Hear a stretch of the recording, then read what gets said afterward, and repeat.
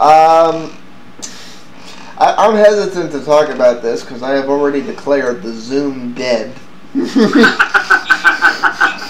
But what do we think about the advertising idea of calling Apple 1984 Big Brother? I loved it personally. That's me, you know. That's it is. What is there a saying? You know, when you knock the person off the podium and then you replace that person, you know, you become the new target. You know, that's when Apple made that commercial. There were titans of the computer world that they dictated policy back then, and Apple was going to try to change that by becoming that. Well, yeah, I mean, you inevitably, as you grow and you exert influence, that's what happens. I think it's kind of dumb, though. I mean, that I know people like it, but I don't think the Zoom is going to do much to Apple. I mean, it's fine, I guess, if they want to use a 1984 type thing. You know what's really funny about that? Geeks, of course, respect 1984. Sci-fi people respect 1984. Apple fanboys, of course, respect 1984. And anybody who's in any way, shape, or form involved in the PC versus Mac. I didn't say this on PC versus Mac, and I didn't say it on Linux, but I'm going to say it over here.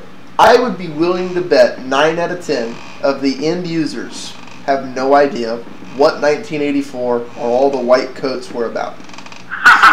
Let me tell you, you know, I'm good because I'm going to make a YouTube video on that, and it's going to be about I miss the good old days of Apple. All of us used to be like hardcore geeks, kind of like what the Linux crowd is today. And you'd go to like these old beaten up little backs of companies, or maybe there's like a spare what is it, like a rented place or something like that, where they used to have these Rotary clubs. So you're saying like the Mac groups were what lugs are today? We'd go there and swap discs and talk. I mean, everybody knew everything there was to know about computers. And if you had a problem, you'd go there and you discuss it. And I mean, these were hardcore geeks. Today's Apple crowd is just like, where's my iPod? And I want iTunes. And what does MMIO mean? What do you mean I have a second button? That's too complicated.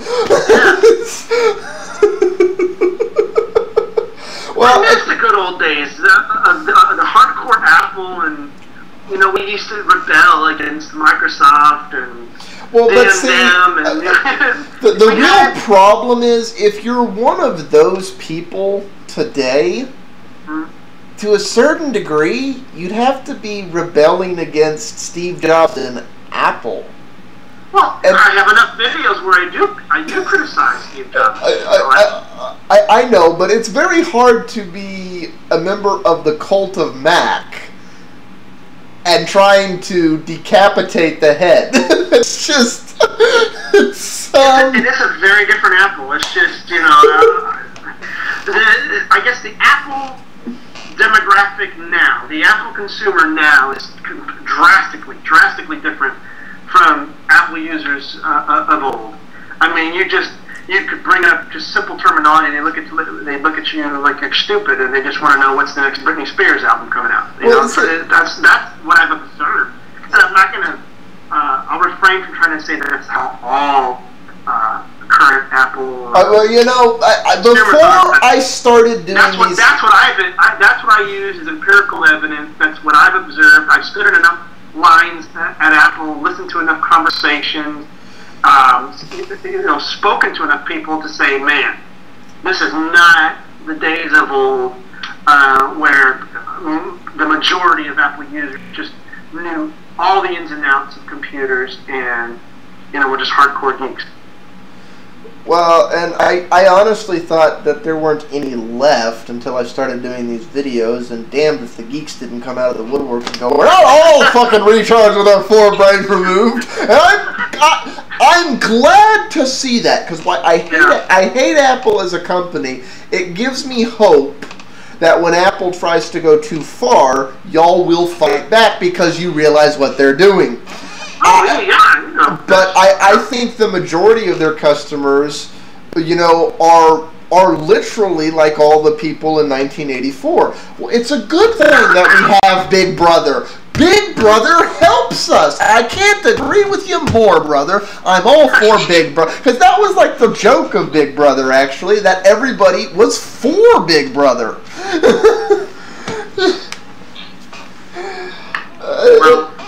And I honestly think it's going to come to a head as they start to lock down the desktop to make it more like iOS, and that's coming. It's whether or not they have to back off of it because enough of their user base boxing in it, or there may not be enough of y'all left, and the majority of them, like you say, well, that doesn't interfere with my Britney Spears CD, so what do I care that it drives the price up 50%? Yeah, and quite frankly, probably by the time that comes, I'll already have Linux probably as my main operating system. Oh, wait. Are you converting? Are you? No, not right now. No. He's converting! No. If that comes to that time where I find OS 10 is that limited, well, look, you know what I did with Windows? I stopped at Windows NT 4, specifically Service Pack 6A, and I had that up until 2003. And that's a 1996 operating system.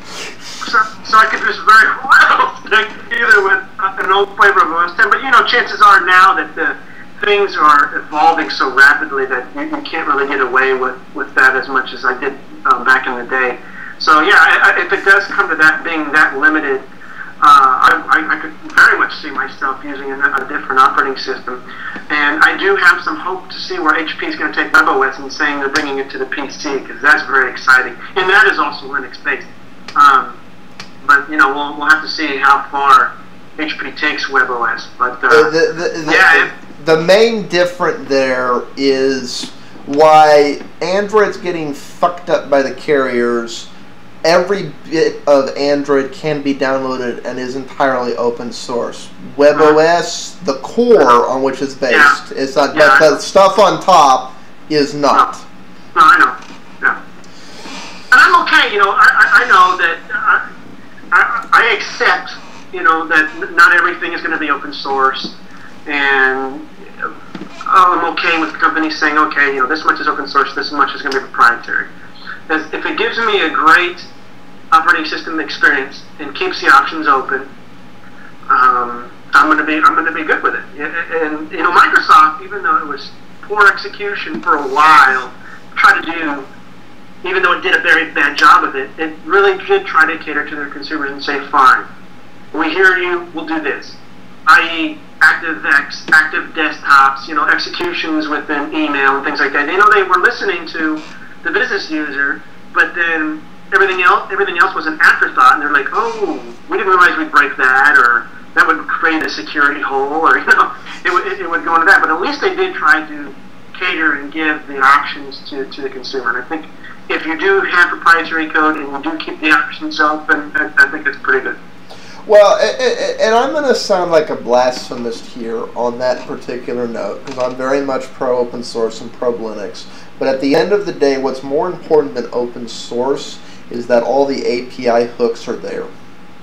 Even if you're not fully open source, if every single function that the software is capable of doing has an accessible API that you can develop for, then it's open enough. Sure. Because the people who actually need to be seeing the source code and all this on are the people who are doing core level development, which isn't every single person. Where a lack of open creates problems is when an API that clearly has use that was overlooked doesn't get created. And because it's not open, there's no way to add it in. Yeah. What does Phil think about all that? Could you hear him, Phil? He asked what you thought. You're being all quiet. Yes, sorry, what was that? Open versus open enough that you can call all the functions. Yeah, Yeah, well, I think from my end of it, I think I'm not even, I've urged, against speculation about them being, closing it down. And like I say, even I haven't left myself without an exit strategy. I mean, I've still got another BC over here as well, so I'm not even guaranteeing sticking around if they go that far, because for me, that's just something that, is no excuse. You don't go locking the whole thing down, but that's just no excuse. I'm glad both of you feel that way, but I think both of you are the exception, unfortunately not the rule. When I think about locking it down, I honestly see the majority of the end user going, okay, how much quicker can you do it? Well, that's leading to something that I was discussing today at work, that I'm beginning to see a lot of computing moving away from, I guess, what Jobs dubbed the post-PC era, that Windows created this paradigm where it was we were so option-rich, and then we had applications and services and things.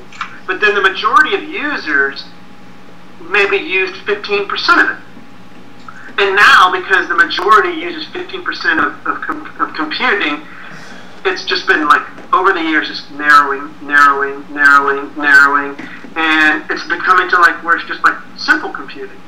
And our operating system is like full-blown like this, going to become the niche, the alternate world for just a few of us, and the majority of people that are doing computing are going to be living on these closed systems where OS X is iOS, and it only needs to execute so much. We don't have to worry about all these grandiose applications and this and that, because after all, 80% or 85% of users only need X, Y, and Z. Well, and that's the thing. At the end of the day, what Apple has always catered to is 90% of the users 90% of the time.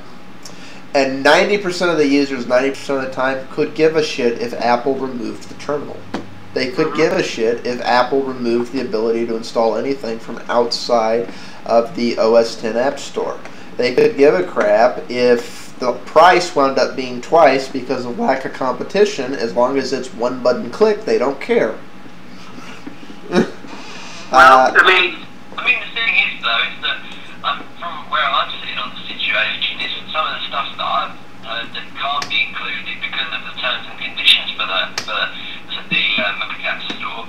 I mean, it's stuff that a lot of people know about. So while the majority seem to enjoy the easy life, I do find it hard to believe that they completely walk into it none the wiser, because some of the stuff that's been not allowed in the App Store from the terms and conditions is stuff that once you get onto the Mac platform, you find out about very quickly. Well, but it's one of those, it'll happen gradually. It's basically you're training people to get used to looking in the App Store and only in the App Store for it. The fact that it's incompatible with GPL, if you're able to convince a whole group of the user base that anything with GPL is bad, and therefore they're never using anything with GPL because you've made it too complex and intimidating for them, then all of those projects just kind of die on this platform. That's being already controlled within how you have to have it signed, and how you have to have it compiled, and what tools you even use to be able to get an application to run within the Apple ecosystem. Yep. And that's something that I have a real big problem with. That Apple, through its policy, won't even allow a competitor to iChat or any of their bundled software. And well, it's not iChat anymore. It's FaceTime. If a programming team that can outthink your engineers and maybe introduce a better option to Mac consumers, let me sell my application. Damn it! You know what I'm saying? It's insane, and we're getting shut off. See, that's the thing I have a problem with anymore. It's not about out-innovating. It's not about out-competing. It's not about building a better mousetrap. It's about preventing any other mousetrap from existing at all. This is the mousetrap. It's good enough. We don't need any more. I don't care if yours catches 10 times the mice. No! My mousetrap only. We don't need another one. or if they want another one, they want the 30% off the top. Yeah. Well, and that's the other reason they're going to be locking all this down, and it's like that wouldn't be a problem if those marketplaces weren't incompatible with GPLs, but since they are, it creates big problems. Well, I don't think that. Something tells me a piece of software like VLC, though, people are going to miss what they're only going to be allowed to play certain codecs on their Mac. Something tells me that they'll find that hard after a while. Well, okay, I'll give you an example of one of the most successful add-on pieces of software for OS X that will no longer exist if this world we're afraid of happens. For QuickTime 7, there's a plugin that allows QuickTime to play Windows formats and other formats not supported. It's the most popular frickin' application for OS X, hands down. It's more popular than anything else. This plugin to give QuickTime the ability to play other codecs. Yeah, Purion, I think it's called, or something. Yeah. It's not possible come QuickTime 10 because the hooks that it works on have been removed from the QuickTime platform, and that's the direction Apple's taking all this stuff. And Apple, incidentally, has not added the ability to play any of these codecs to QuickTime. Basically, QuickTime no longer has the ability to add functionality that clearly. Well, let me ask you a question. Is it QuickTime as a whole, or is it like, because there's two versions? There's the free QuickTime, which is very limited, but I found that if you buy QuickTime Pro, it's pretty open. Even with QuickTime Pro 10, the hooks that software used to add that functionality in a seemingly native way are no longer there. You have to go. Test that, because see, I'm still on Leopard, so yeah. I don't think I have. Well, no, and the other issue it causes is with Leopard, by default, everything has to go through 10. If you want to, if you're doing something that needs these hooks, you have to hack. No, go try and use 7 first, and if 7 doesn't work, then use 10. And the average user isn't going to do this. And it's just, this isn't fair to the end user. And it's like you're saying, basically what that company that made that plugin did is they made a better mousetrap. I can barely hear you right now, by the way. Yeah, you got really airy there yourself. Weird. Basically what that company did was they built a better mousetrap. They built something that did things Apple doesn't want QuickTime to do because it's basically making QuickTime support Apple's competition. Apple would be very happy if every video file in the world was a dot move using whatever codec Apple decided should be the standard.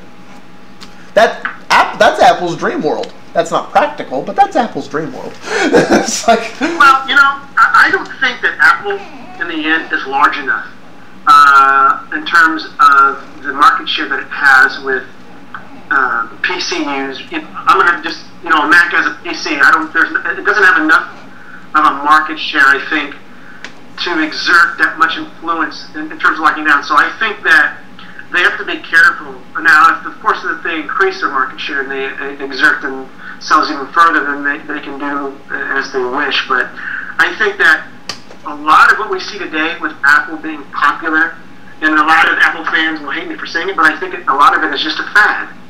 And I do think that the fad is going to die, and then there's going to be like a plateau of how many Apple consumers remain when it doesn't become popular anymore, or the next best thing comes out that is the cool, because Apple is in a dangerous world right now. They have the cool factor, which means people will buy your stuff no matter how crappy it is or how good it is or whatever. If it's not cool, it's going to be acquired. I will take that one further.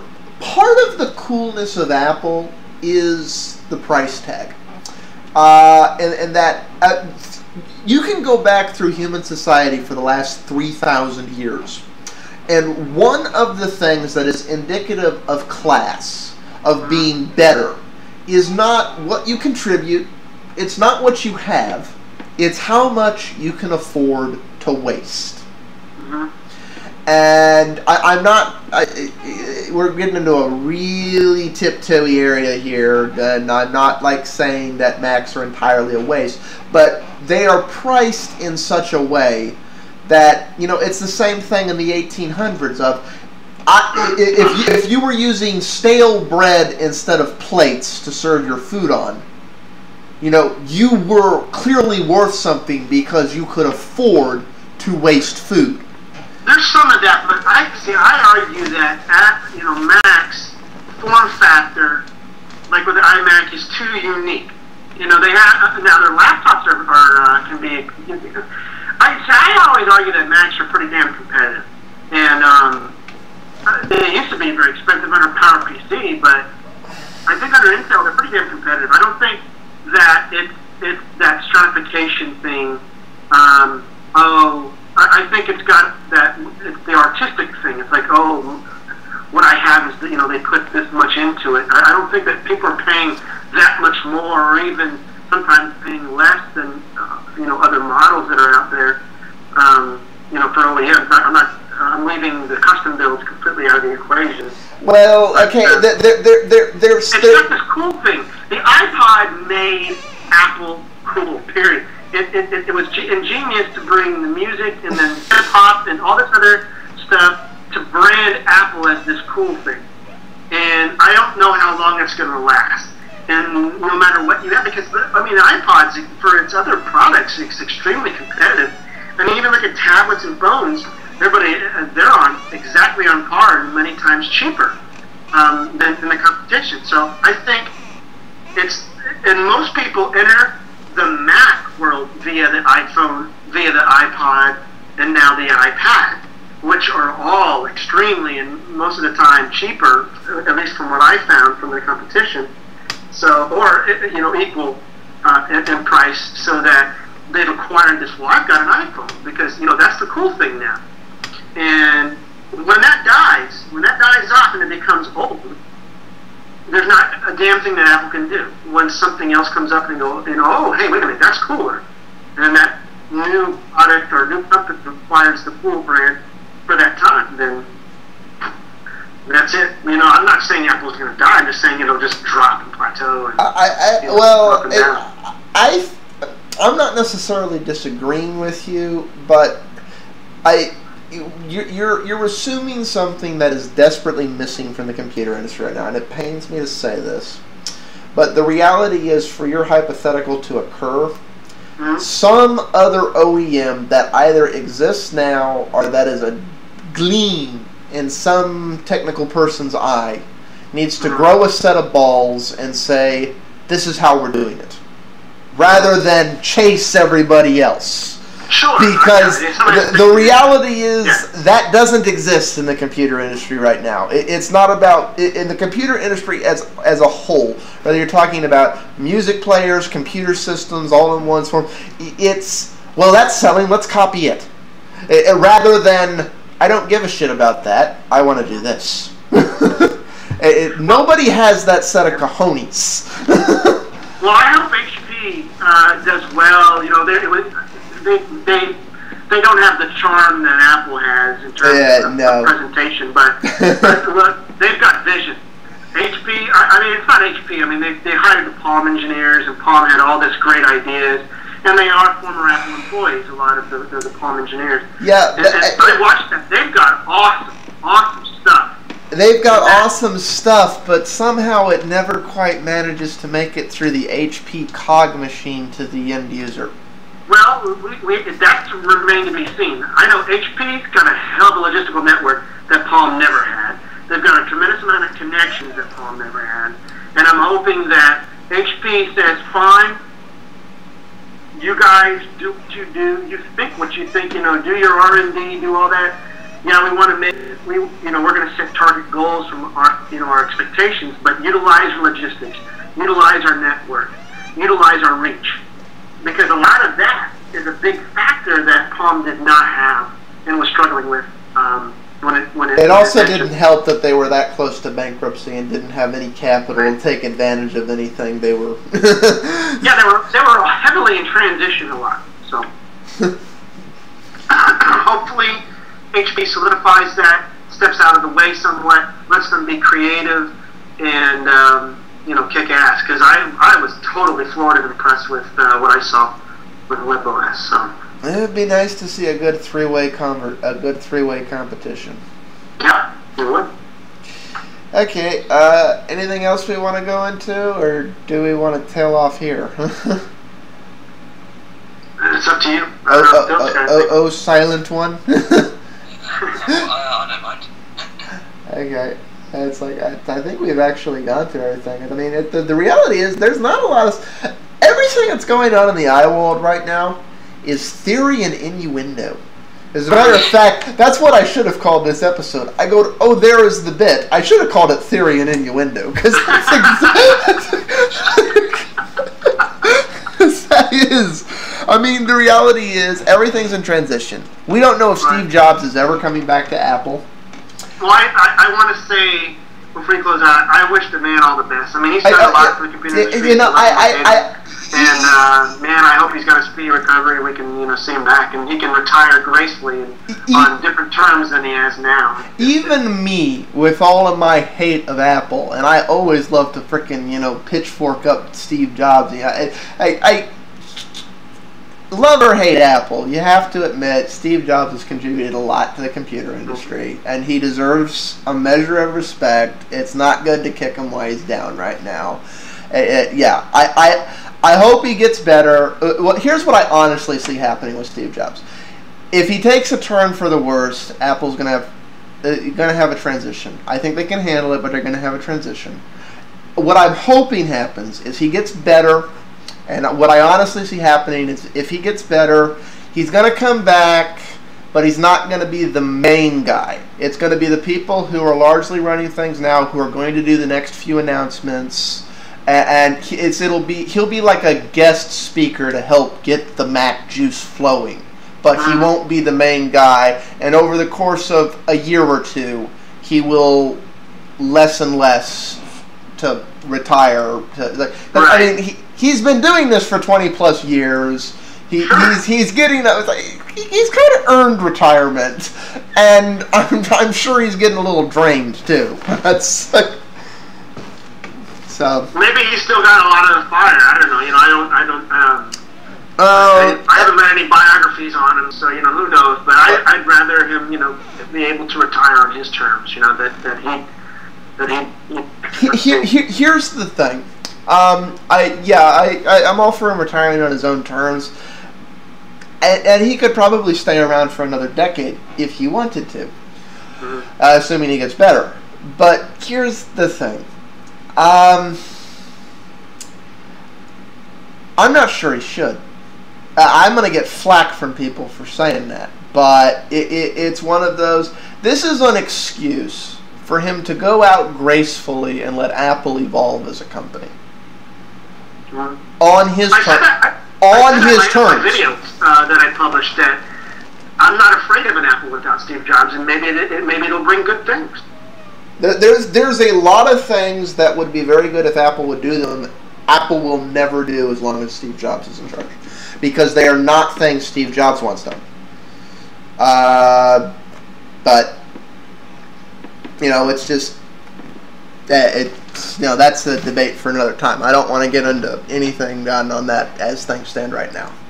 Okay. So, okay, I guess we'll stop out there, and hopefully we see Bit next week. Oh yeah, I was just down with the flu and was terribly busy with work and family. So I finally was able to make my first video. I said I was going to make my comeback in November 2010, and my first video went up last night. Little Duke Nukem Forever-ish there. There we go. Peace out, everybody.